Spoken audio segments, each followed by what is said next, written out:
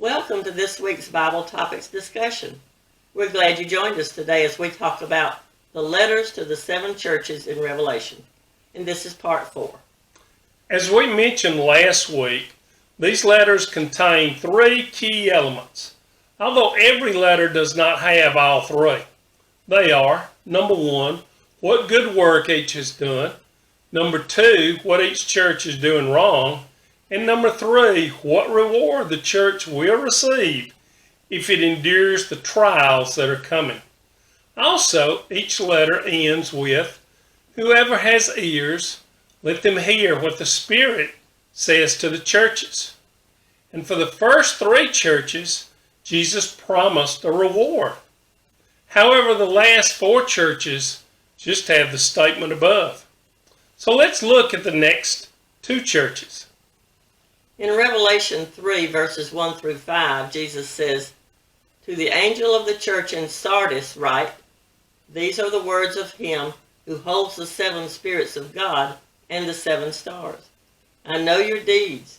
You have a reputation of being alive, but you are dead. Wake up, strengthen what remains and is about to die, for I have found your deeds unfinished in the sight of my God. Remember, therefore, what you received and heard. Hold it fast and repent. But if you do not wake up, I will come like a thief, and you will not know at what time I will come to you. Yet you have a few people in Sardis who have not soiled their clothes. They will walk with me dressed in white, for they are worthy. The one who is victorious will, like them, be dressed in white. I will never blot out the name of that person from the book of life, but will acknowledge that name before my Father and his angels." Wow. Don't you want to be like those people? Yes. The church in Sardis was known for its luxury. With its wealth came a lack of conviction, and any kind of immorality was accepted. Sardis never took a stand on what was right and what was wrong. Jesus did not find any good work or deeds in the church of Sardis, except for the few people who had not soiled their clothes. So what did Jesus find that the church was doing wrong? He said they had a reputation of being alive, yet they were dead.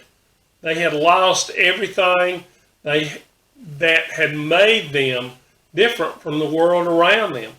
The city of Sardis and the church were just alike. The life of the church had been drawn out. So what is their reward? Jesus calls them to repent and turn back to him, because he is coming at a time they do not know. Jesus said that there was still hope for the church. With Jesus' help, they could be brought back from death to life and be dressed in white and alive with Jesus for an eternity. Let's see what Jesus says about the next church. Revelation 3, verses 7 through 12 says, "To the angel of the church of Philadelphia write, these are the words of him who is holy and true, who holds the key of David. What he opens, no one can shut, and what he shuts, no one can open. I know your deeds. See, I have placed before you an open door that no one can shut. I know that you have little strength, yet you have kept my word and have not denied my name.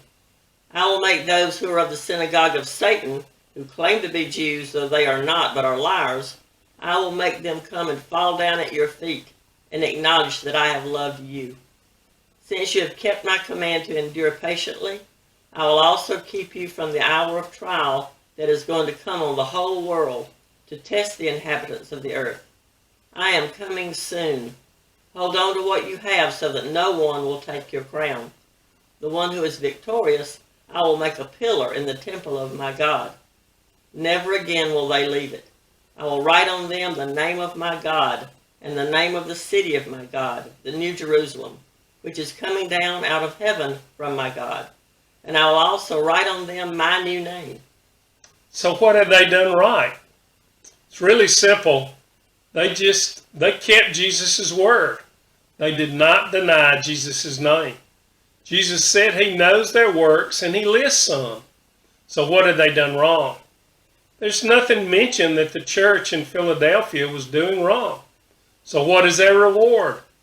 Jesus promised to keep them from the hour of trial that was coming, and that if they held on, they would receive a crown that no one can take from them.